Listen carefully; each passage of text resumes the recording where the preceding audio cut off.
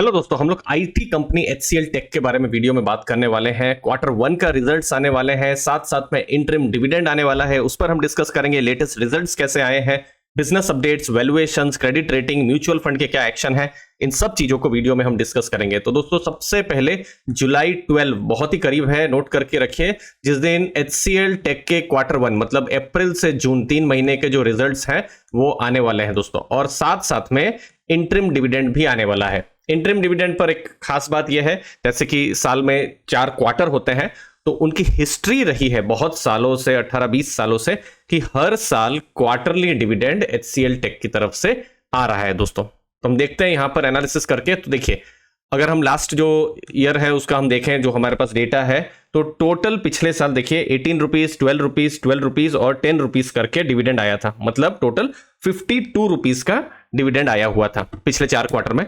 अभी share price, ये जब मैं वीडियो बना रहा हूं तो कितना है, 1523 का शेयर प्राइस अभी है। आप जब वीडियो देखेंगे तो अलग शेयर प्राइस हो सकता है।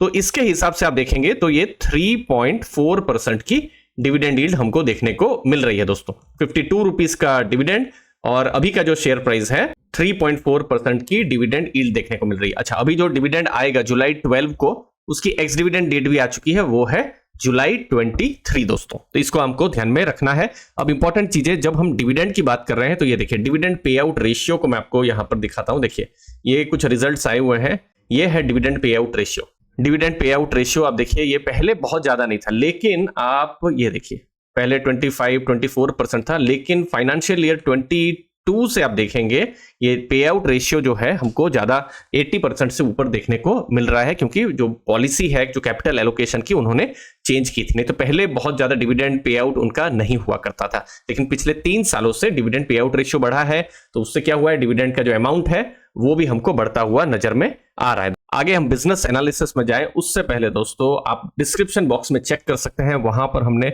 हमारे वाइब्रेंट टेलीग्राम ग्रुप की लिंक को शेयर किया हुआ है। लगभग 4600 के आसपास की ये वाइब्रेंट कम्युनिटी है, जहां पर हमने म्यूचुअल फंड एनालिसिस शुरू कर दी है। म्यूचुअल फंड पोर्टफोलियोज वहां हम रेगुलरली शेयर करते हैं। Business learning, business analysis, personal finance और बहुत सारे लर्निंग मटेरियल्स वहां पर आपको मिलेंगे। डिस्क्रिप्शन बॉक्स में आप लिंक को चेक कर सकते हैं दोस्तों। अब एचसीएल टेक पर आते हैं। तो देखिए, अगर हम पिछले कुछ सालों में देखेंगे तो लास्ट 4 साल में 9.2% के हिसाब से प्रॉफिट उनका बढ़ा है। लास्ट जो फाइनेंशियल ईयर FY24 जो अभी जस्ट मार्च में खत्म हुआ है, 15,702 करोड़ का उनका प्रॉफिट्स थे। ईपीएस भी आप देखेंगे उसी हिसाब से बढ़े हैं। ईपीएस अभी कितना है, 57.9। ये हमको वैल्यूएशन में हेल्प करने वाला है, क्योंकि ईपीएस होगा तो हमको प्राइस टू अर्निंग जो मल्टीपल्स हैं वो हमको पता चलेंगे। तो ये भी हमको इंक्रीज होते हुए नजर में आ रहे हैं। रेवेन्यू, ये बहुत इंपॉर्टेंट है। मार्च महीने में अगर आप देखेंगे 28,499 करोड़ का रेवेन्यू था, जो कि क्वार्टर 3 और क्वार्टर 4 लगभग बराबर रेवेन्यू था। यस, लेकिन आप ईयर ऑन ईयर देखेंगे तो रेवेन्यू इंक्रीज हमको होता हुआ नजर में आ रहा है। अब जो नंबर है, जैसे जून 2023 कितना था, 26,296 करोड़ का रेवेन्यू। अभी जो जुलाई 12 का जो नंबर आएगा वो इसके साथ कंपेयर होने वाला है कि ये कैसा रहता है, उतना ही रहता है या बराबर रहता है या फिर कम होता है, ये हमको 12 जुलाई को पता चलेगा। नेक्स्ट, रेवेन्यू हो गया।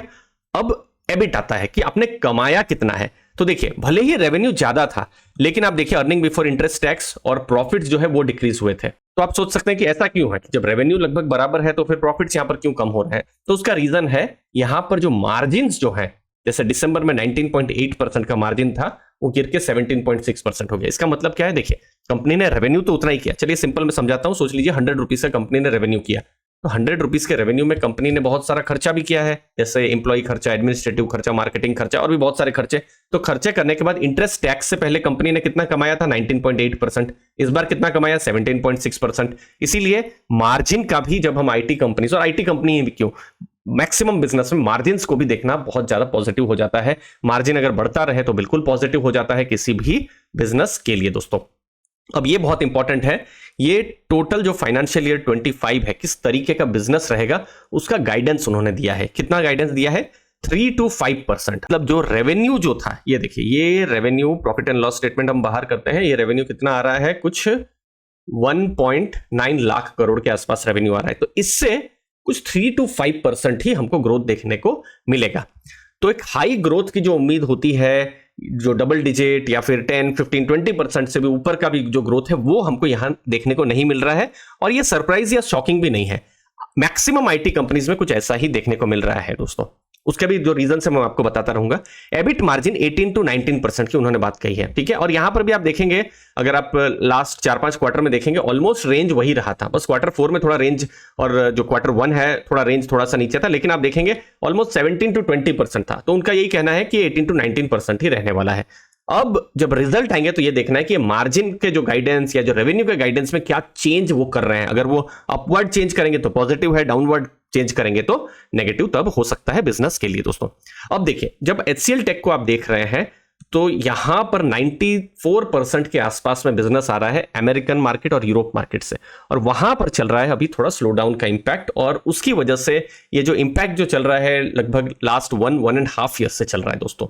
और उसके लिए ही आपको कुछ ऐसा ही गाइडेंस देखने को मिल रहा है, उसके लिए ही ये जो मार्जिन के प्रेशर या जो आपको जो रेवेन्यू में बहुत बड़ा जो ग्रोथ जो देखने को नहीं मिल रहा है, उसका बहुत बड़ा रीजन है कि मैक्रो इंपैक्ट भी हमको देखने को मिल रहा है। अब मैक्रो इंपैक्ट में क्या हुआ है ये देखिए, कुछ जो वर्टिकल्स हैं जैसे लाइफ साइंसेस या फिर पब्लिक सर्विसेज या फिर टेक्नोलॉजी, यहां पर नेगेटिव ग्रोथ है। आप इसको कैसे एनालाइज करेंगे? सोच लीजिए कोई लाइफ साइंसेस कंपनी है यूएस की, या कोई टेक कंपनी है यूके की या फिर यूरोप की, उनको अभी जैसा स्लोडाउन जैसा माहौल है तो वो एक बड़ा ऑर्डर देने से थोड़ा सा कतरा रहे हैं। वो बोल रहे हैं कि नो, अभी हम ऑर्डर नहीं देंगे, फ्यूचर में हम वो ऑर्डर देंगे।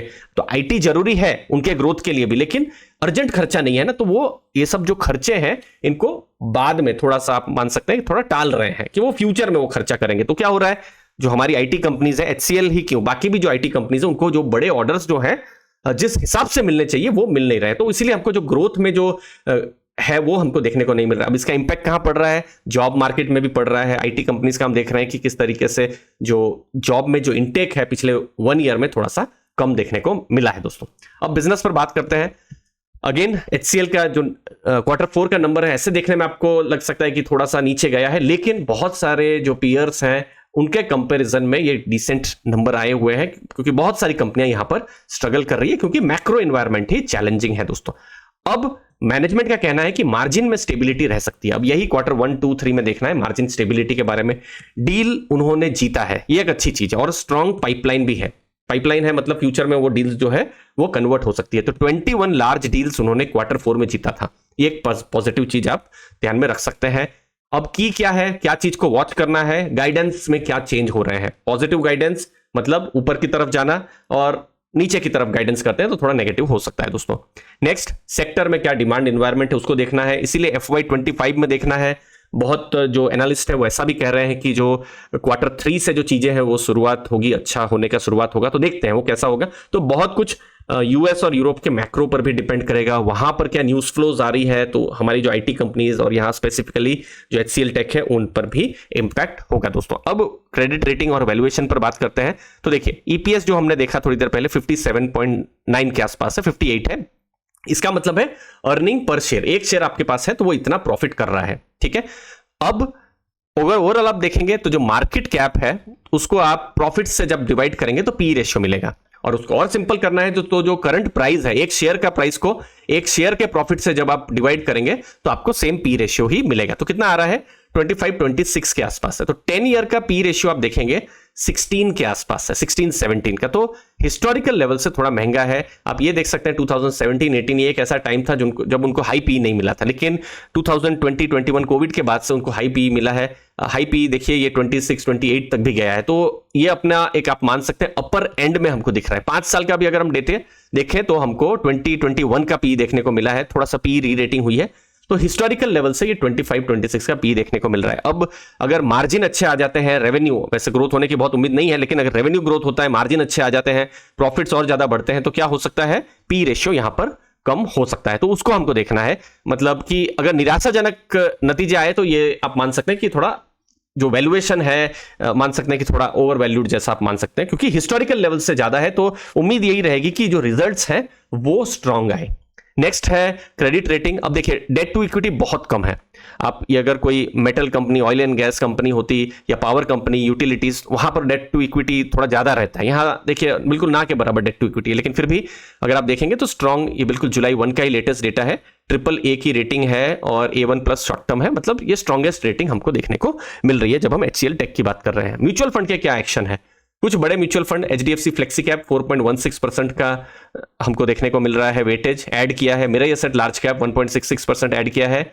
ICICI प्रूडेंशियल बैलेंस 0.92% उन्होंने ऐड किया है। आदित्य बिरला सन लाइफ फ्रंटलाइन 1.66% उन्होंने थोड़ा सा ट्रिम किया है। तो मैक्सिमम हमको ऐड करते हुए जो फंड्स हैं वो नजर में आ रहे हैं जब हम HCL टेक की बात कर रहे हैं। तो कुछ इंपॉर्टेंट चीजें यहां पर अगर आप देखेंगे, म्यूचुअल फंड एक्शन पॉजिटिव है, डिविडेंड यहां पर स्टेबल आ रहा है, प्रॉफिट्स जो है यहां पर डिसेंट हो रहे हैं, लेकिन साथ साथ में वैल्यूएशंस हमको थोड़ा ज्यादा देखने को मिल रहा है हिस्टोरिकल लेवल से। मैक्रो लेवल के चैलेंजेस है और बड़ी डील विंस को भी यहां देखना है। और इंपॉर्टेंट चीज है कि गाइडेंस में क्या चेंज होता है जब रिजल्ट्स आएंगे। दोस्तों मुझे उम्मीद है इस प्रीव्यू से आपको वैल्यू मिली होगी, बिजनेस के बारे में और अंडरस्टैंडिंग हुई होगी। आपके कीमती समय के लिए बहुत बहुत धन्यवाद। थैंक यू दोस्तों।